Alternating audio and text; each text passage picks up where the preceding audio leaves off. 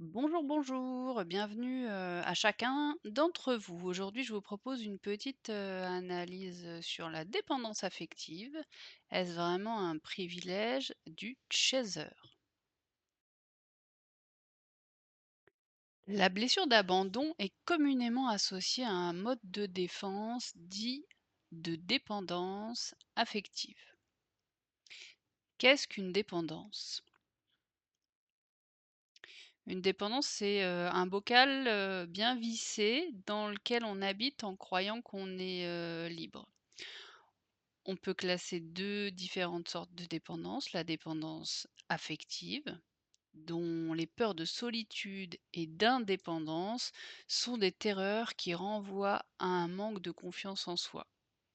Le fait de croire que c'est l'appui des autres ou leur amour qui est indispensable induit des absences de passage à l'action. Nous avons aussi la dépendance dite plutôt matérielle qui, elle, n'induit pas, de dépendance à une seule personne. On va retrouver des choses qui sont, du plaisir, donc de l'argent, de la drogue, du sexe, voilà, tout ce qui peut avoir une connotation de dépendance dite plutôt matérielle. Donc nous accueillons monsieur Yang, que j'ai détaillé un peu pour ceux qui découvriraient la vidéo aujourd'hui, qui est donc Chaser, donc éveillé le premier à ce fameux lien. Monsieur Yin, qui est runner, que j'ai, qualifié aujourd'hui d'amnésique car je trouve que ça lui va assez bien. Vous noterez que ces 2 monsieur, à contrario des anciennes vidéos où j'avais, genré, ainsi, pas de jaloux. Bien entendu, les vidéos ne peuvent pas être des cas, uniques. Je suis bien obligée de faire des choix, donc voilà, pas de jaloux. Nous avons donc aujourd'hui 2 monsieur. Donc je me suis contentée de réécrire les textes que je vous ai lus, tout à l'heure. Le premier réveil éolien est d'une façon, un petit peu, systématique, affublé de cette fameuse, blessure d'abandon qui entraîne, une défense égotique de dépendance affective. Faisons un petit point sur la notion d'abandon. L'abandon est lié à une différence d'aptitude ou de capacité entre 2 individus vivants. Donc c'est un phénomène que l'on retrouve quand l'un des 2 a un pouvoir sur l'autre. Par exemple, un adulte a le pouvoir d'abandonner un animal de compagnie. C'est lui qui achète les croquettes, qui a la voiture, donc il a un pouvoir. Un adulte a le pouvoir d'abandonner un enfant parce qu'il a un statut hiérarchique par rapport à l'enfant, des compétences intellectuelles et pareil, il y a une dépendance de l'enfant envers l'adulte. Un adulte a le pouvoir d'abandonner un projet aussi. Par contre, un adulte n'a pas le pouvoir d'abandonner un autre adulte. Il le quitte. S'il y a une notion d'abandon, c'est qu'il y a un problème dans l'enfance.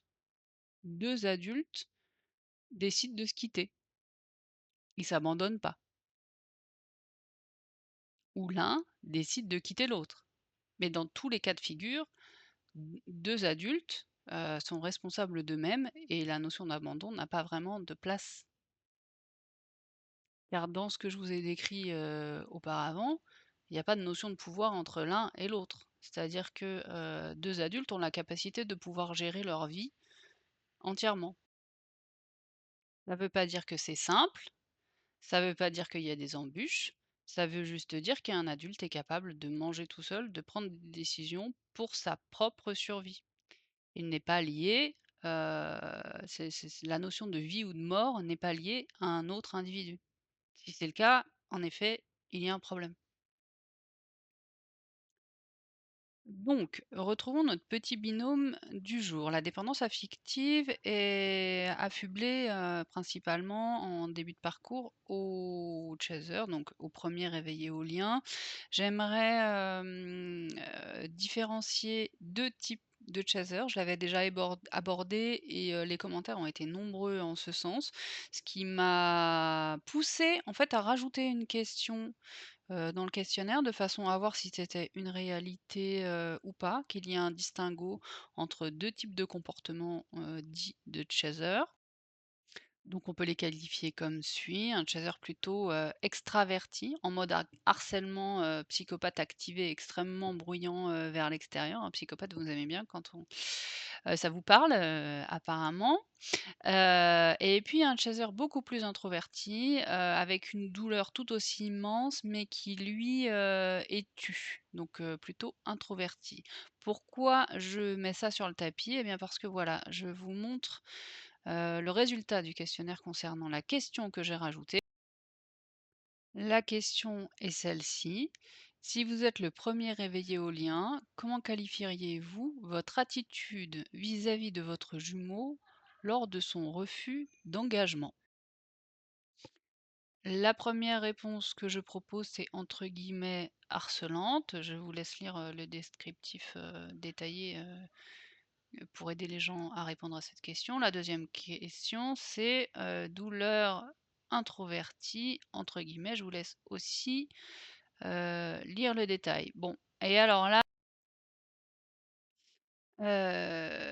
quelle ne fut pas ma surprise, en fait, j'ai laissé, le questionnaire courir sans vous informer que j'avais ajouté une question. Je voulais vraiment faire le test de voir ce qu'il était. C'est-à-dire que les gens ont rempli le questionnaire sans savoir que c'était une nouvelle question, et je me retrouve avec, j'ai additionné toutes vos questions en les triant, soit la première réponse, soit la deuxième réponse.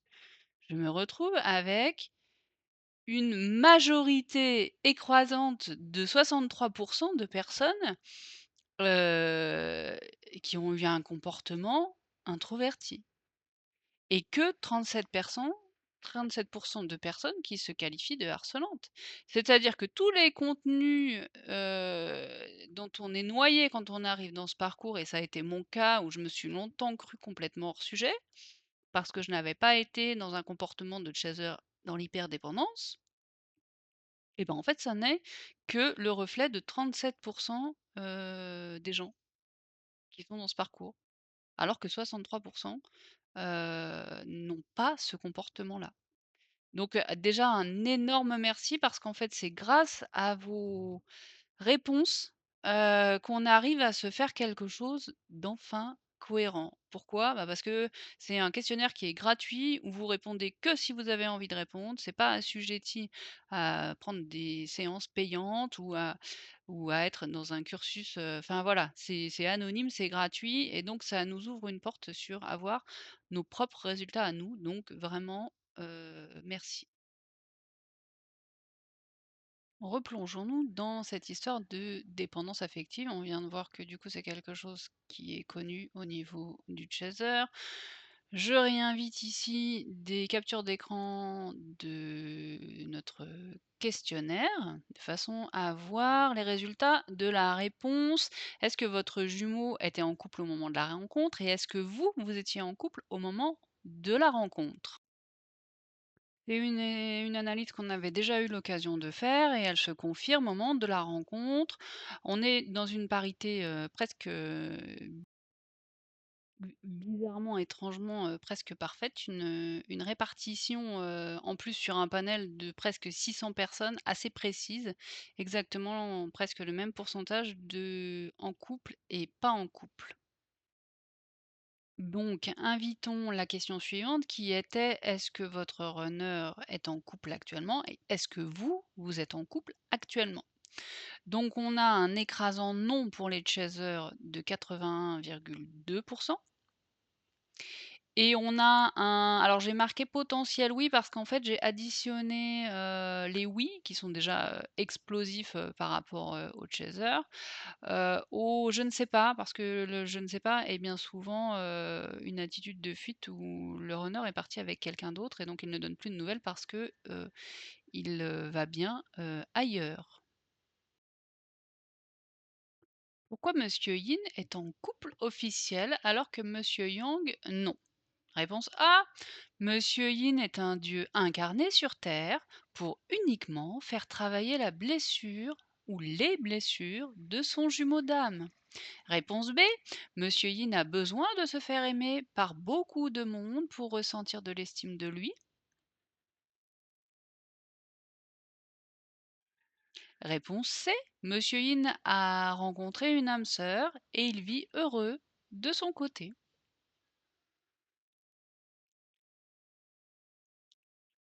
Réponse D. Monsieur Yin accumule les tierces personnes, tous plus toxiques les unes que les autres. Réponse E. C'est de la faute de Monsieur Yang, sous-entendu qu'il n'a pas assez guéri ses blessures et dépensé d'argent dans diverses méthodes, si Monsieur Yin est toujours en couple ou a choisi un couple nouveau. Vous avez 4 heures. Mais non, je ne vais pas vous abandonner ici. Vous savez très bien que je suis un adulte, vous êtes un adulte, vous avez compris maintenant qu'un autre adulte ne peut pas vous abandonner. Voyons un petit peu ces réponses. Alors, réponse A. Monsieur Yin est un dieu incarné sur Terre pour uniquement faire travailler les blessures de son jumeau d'âme. Eh bien, ça, c'est une belle réponse qu'on se dit en début de parcours. Réponse B. Monsieur Yin a besoin de se faire aimer par beaucoup de monde pour ressentir de l'estime de lui. Oui, et vous faites partie des gens, qui contribuent à lui apporter de l'estime, de lui-même.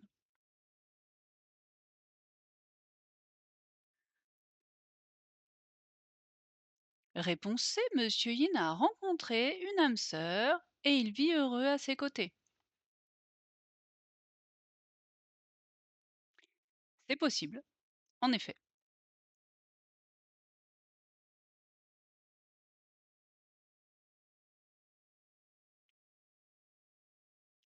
Monsieur Yin accumule les tierces personnes, tous plus toxiques les unes que les autres.